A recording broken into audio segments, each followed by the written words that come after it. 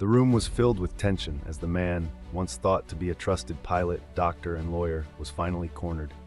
Authorities surrounded him, disbelief etched on their faces. For years, he had lived a life of unimaginable deception, slipping through the fingers of justice time and time again. But this time was different. This time there was no escape. How did one man manage to fool the world for so long? What drove him to such extremes? Frank Abagnale appeared to be the quintessential American success story, a young, suave, and brilliant mind.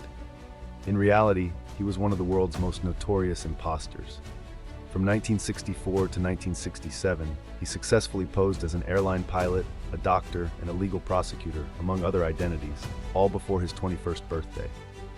His audacious exploits took him across the globe, leaving a trail of deception and bewildered victims in his wake. This case shocked the world, revealing the vulnerabilities in systems we trust implicitly. How could such a young man orchestrate a series of frauds that would become the subject of books, films, and endless speculation? Frank Abagnale's deception was nothing short of extraordinary. With nothing but a sharp mind and a flair for storytelling, he created a facade so convincing that even seasoned professionals were duped. As a Pan Am pilot, he flew over 1 million miles, and as Dr. Frank Connors, he supervised residents at a Georgia hospital. His ability to forge checks, documents, and credentials was unparalleled. The details were meticulous, the uniforms tailored to perfection, the jargon spoken with confidence. It was a masterclass in deceit, one that relied on the gullibility and unquestioned trust of those around him. Born in April 1948 in Bronxville, New York, Frank Abagnale was the third of 4 children. His early life was tumultuous. His parents separated when he was just 12. This period marked the beginning of his deceitful path. Abagnale's first con involved using his father's gasoline credit card to fund his youthful escapades. He discovered the power of manipulation and the thrill of deception early on. By his mid-teens, he had already run away from home, setting the stage for a life defined by audacious fraud. Abagnale's cons escalated rapidly. By age 16, he had impersonated a pilot, leveraging his charm and intelligence to scam airlines into letting him fly for free. His confidence grew with each success. He moved on to more daring roles, posing as a doctor in Georgia, then as a lawyer in Louisiana, even passing the bar exam without formal education. Each lie built on the last, creating a house of cards that seemed indestructible. But close calls were frequent, such as when a nurse questioned his medical knowledge, forcing him to flee before his facade crumbled. Frank Abagnale's cons left a swath of victims.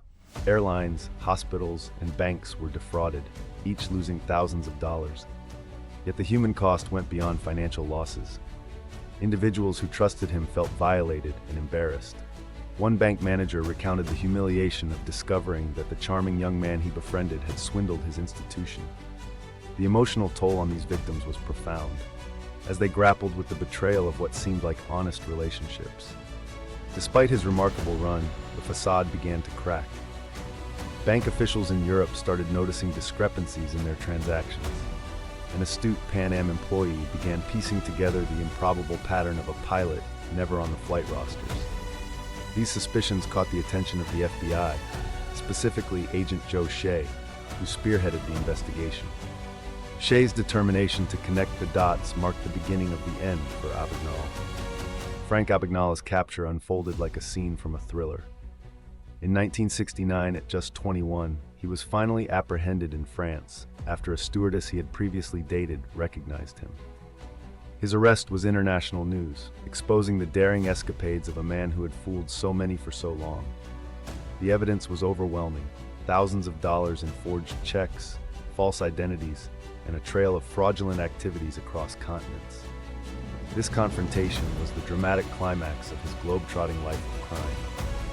Frank Abagnale faced trial in several countries, each vying for justice against the man who had outsmarted them all. In the United States, he was sentenced to 12 years in federal prison. The media frenzy surrounding the case was intense, with public fascination growing by the day. Abagnale admitted to his crimes, expressing some remorse, but also pride in his unconventional talents. His story was one of both condemnation and reluctant admiration for his audacity. After serving less than 5 years, Frank Abagnale was released on the condition that he would assist federal law enforcement agencies, particularly the FBI, in combating fraud.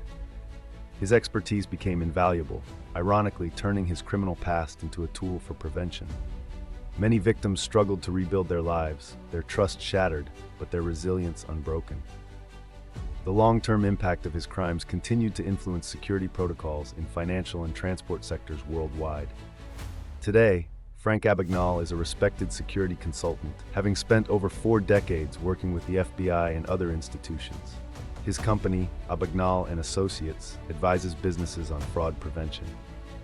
Though the years have passed, his story remains a compelling testament to the art of deception. Recently, he continues to speak at conferences, sharing lessons from his incredible journey. The man who once lived a life of lies has found a new, more honest purpose. Frank Abagnale's story reveals the thin line between genius and deceit. It challenges our perceptions of trust and highlights the vulnerabilities in systems we often take for granted. His life is a dark lesson in the power of deception and the human capacity for reinvention. It reminds us that the truth can be stranger than fiction.